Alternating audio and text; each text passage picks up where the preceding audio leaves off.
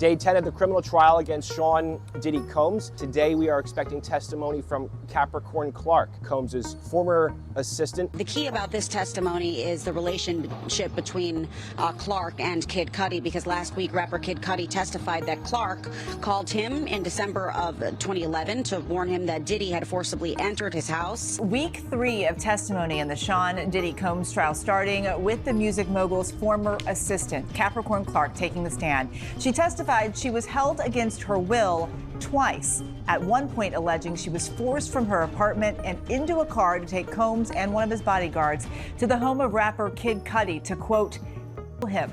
Cudi was dating his ex, Cassie Ventura, at the time. So which one is it? Thank you for Capricorn. coming. Which one Capricorn. is it? Which one is it? Thank you Was for coming. Lauren London on the Thank you phone? for coming. Thank you for coming. Moments ago, Capricorn Clark shattered the courtroom hush, swearing that Sean Diddy Combs barged into her apartment at dawn, object resembling a weapon, and ordered her into a lightning-fast plot to take out Kid Cudi. Reporters inside say the jury literally leaned forward as Clark described the black Escalade ride to Cudi's Hollywood Hills driveway, the weapon balanced on Combs' lap, and the frantic call that tipped the rapper off. Seconds later, she stunned the room again. The same morning, she says, ended back at Combs' mansion, where he struck Cassie Ventura again and again while hired muscle stood frozen, a scene so raw it left Clark in tears on the stand.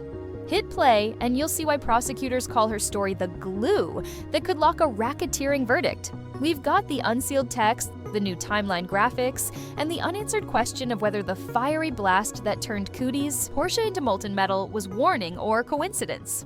Let's break it all down. Capricorn Clark's name has rocketed across news tickers and trending tabs ever since she took the witness stand in Manhattan, laying out a pre-dawn scene that jolted even seasoned court reporters. A furious Sean Combs pounding on her apartment door, brandishing what she believed was a handgun, and demanding she join him on an urgent drive to confront rapper Kid Cudi over secret calls with Cassie Ventura. Capricorn Clark is the link in this entire story. She is the one who informed Cassie Ventura that that Kid Cudi's house was going to be broken into. Turns out that Sean Combs showed up at Capricorn Clark's house banging on the door. When she opened it, she saw that he was holding a gun, that his pants were completely ripped, showing his underwear, and that he was yelling at her, asking her, "Why didn't you tell me about this relationship?" He forced his way into her home and made her come with him to Kid Cudi's house. He told her that they were going to Kid Cudi. She was obviously very frightened. Her voice has been quivering on the stand all morning long. When she got there, Clark told jurors that, frightened and cornered, she climbed into an SUV where Combs allegedly kept the weapon in plain view, a claim prosecutors now frame as proof of routine intimidation inside the music mogul's inner circle. Her account instantly dominated social platforms. Capricorn Clark slid into X's top 5 hashtags by noon, and outlets from The Guardian to ABC News ran banner headlines detailing how a longtime aide flipped from fixer to key government witness. What gives Clark's testimony extra weight, analysts say, is the paper trail she built while managing travel logs, studio schedules, and crisis texts during nearly 14 years on and off Combs' payroll. In court, she referenced late-night pharmacy runs under aliases, diary notes about lie detector sessions, and emails documenting security code changes after explosive confrontations. Records, federal attorneys argue, can connect scattered incidents under a single racketeering theory. Defense lawyers counter that she returned to bad boy jobs even after quitting, calling her motives financial rather than heroic, but prosecutors insist her insider view explains how unreported threats could fester behind platinum plaques.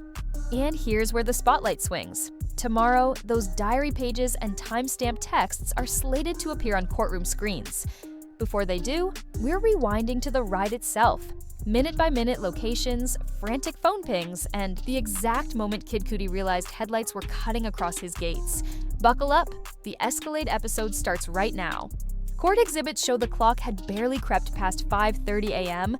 when Clark says she found herself in the rear seat of a black Escalade riding east on Sunset Boulevard with Sean Combs beside her and what she believed was a firearm resting plainly on his lap. She said that Diddy banged on her door around 6 o'clock in the morning, holding a gun and furious that she didn't tell him about Cassie and Cudi. Clark says to the jury, quote, "He just said, get dressed, We're going to this N-word. And when she tried to protest, she said Diddy told her, I don't give an F what you want to do. Go get dressed. Now, Clark said that she was then swept into a Cadillac Escalade. They drove to Kid Cudi's home, and she claimed that Diddy and one of his security guards then went inside the house. Clark frantically called Cassie to tell her what was happening, testifying that a short time later, Cudi's car pulled up next to them and then took off. Diddy and the security guard jumped back in the Escalade. Then she described a short car chase before Cudi got away. And after it was all over, Clark said Diddy gave her an ultimatum. Data pulled from her phone and introduced by prosecutors log a flurry of texts sent from that moving vehicle. One to Cassie Ventura and another to Scott Kid Cudi Mascudi, alerting them that Combs was on the way. In open court, Clark recalled hearing Cudi's startled voice on speaker asking, "He's coming here now?" A detail later echoed by Cudi in his own appearance on the stand. Investigators also mapped the SUV's route through license plate readers, confirming a 15-minute climb into the Hollywood Hills. Once inside the gated drive, Clark told jurors Combs disappeared through a side entrance while she waited in the car, heartbeat racing and phone still active. Moments later, headlights swept across the courtyard, Cudi's vehicle, according to trial transcripts, prompting security to execute what prosecutors call a rapid withdrawal. Tires screeched, gravel scattered, and the convoy tore back down Mulholland, leaving the rapper stunned at his own doorstep. Federal attorneys argue that this sequence, preserved in time-stamped texts and security camera stills, illustrates a playbook of surprise visits and abrupt retreats designed to intimidate rivals without leaving formal complaints. Defense counsel counters that no property damage occurred and no police report led to charges that morning, but jurors have already seen a preview of location pings and dashboard metadata slated for full display later this week. Next up on the witness list, the security driver who logged those miles. Testimony that could either corroborate Clark's minute-by-minute account or raise new questions about who controlled the wheel that night. Phone tower data and license plate hits placed the Escalade inside Kid Cudi's gated drive at roughly 5:52 a.m., 9 minutes after Capricorn Clark's first text warning. In court, she described watching from the back seat, while Sean Combs slipped through a side door Cudi often left unlocked for house staff, leaving her alone with a security man who kept the engine idling. Clark testified she could make out muffled movement, drawers pulled, footsteps on tile, and then a door slammed so loud it set off the home alarm chime. Within moments, Cudi himself tore up the hill.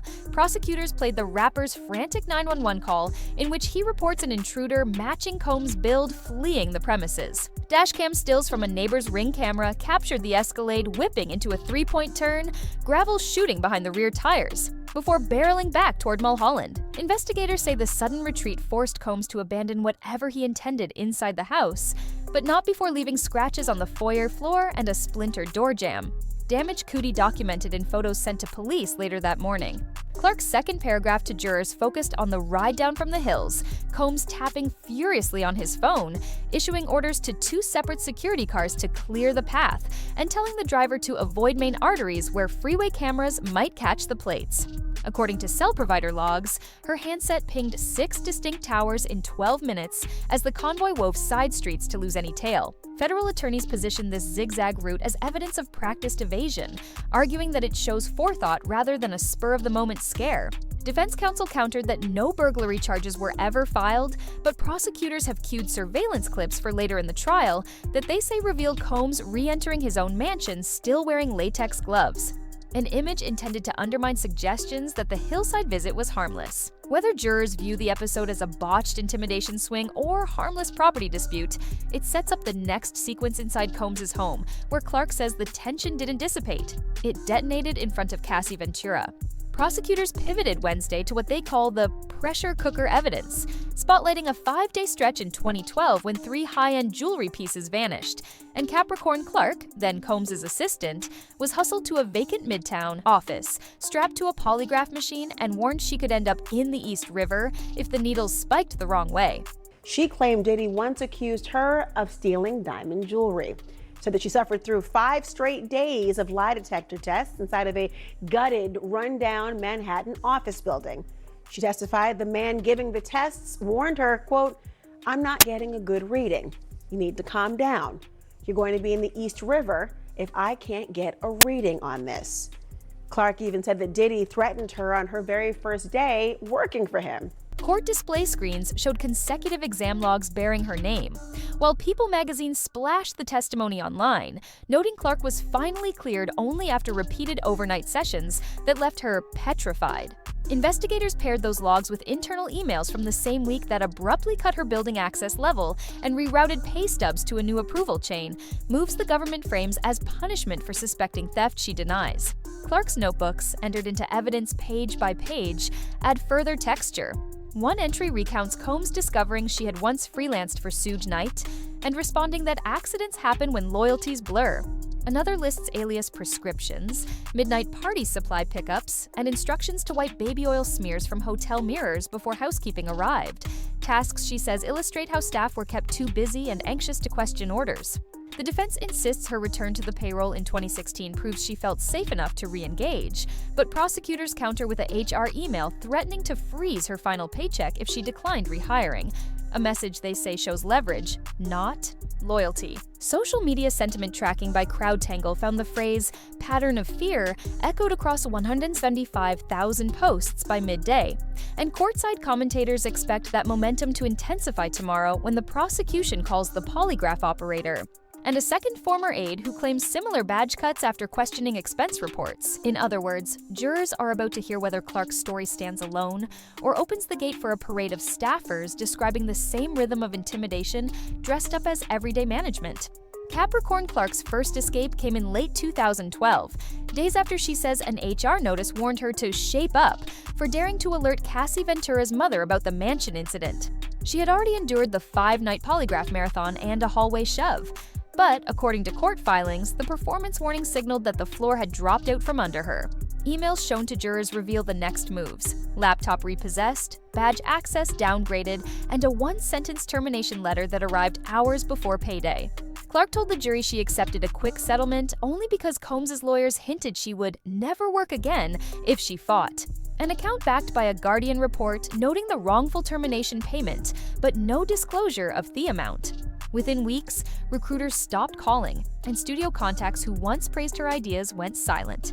Prosecutors argued that this industry chokehold illustrates how retaliation worked off the clock as effectively as any face-to-face threat. On paper, the chapter closed there, yet by mid-2016, Clark was back on the payroll. Her sworn explanation: Cassie pleaded for her return, promising minimal exposure to Combs himself. There was discussion about how she was rehired with Sean Combs. Remember, she was fired. And then she went back under a different position, this time to work for Cassie Ventura. She talked about being heartbroken, feeling like she only went back because Cassie wanted her back, not because Sean Combs wanted her back. She really got into the fact that she believes this job was her life. Her parents died when she was young. Her son has autism and he's nonverbal. She made it very clear that this was everything to her and how difficult it was for her when she no longer was working for Sean Combs. She talked about the fact that Diddy made it difficult for her to get a job after he had fired her, that she would go to meetings with potential employers and they would actually turn into situations where they would tell her to leave Sean Combs alone. And the fallout from this entire situation has impacted her career greatly. She really had not been able to work except for when she went back to work for Combs. Court emails show the rehire came with newly restricted duties: no direct company credit card, and a probation note that could be triggered for any act deemed disloyal. Clark testified that she lasted barely 2 years before the old tension resurfaced. Late-night phone demands, pharmacy pickups under coded names, and security briefings that required her to remain reachable 24/7. When she resigned for good in 2018, she filed a fresh wrongful termination claim, saying she was kept off health insurance rolls for questioning unpaid overtime. A filing CBS News confirmed in its trial recap. Defense counsel now cites those 2 returns as proof she felt safe enough to work. Prosecutors counter that the pattern underscores economic coercion, likening it to a revolving door where leaving meant starvation and staying meant silence. Thursday's session opened with prosecutors walking Capricorn Clark through the final pages of her work diaries, then handing the witness chair to an FBI digital forensics agent who traced the Escalade's route, minute by minute. using plate reader hits and cell tower pings. The agent confirmed Clark's handset sent 2 texts from inside Kid Cudi's driveway at 5:53 a.m. and another 9 minutes later from the Mulholland turnoff, data points that align with Clark's account of a hurried retreat. On cross-examination, defense counsel pressed the agent about gaps in surveillance coverage, while Clark was asked why she twice returned to Bad Boy after resigning. She answered that unpaid wages and industry blacklisting left her little choice.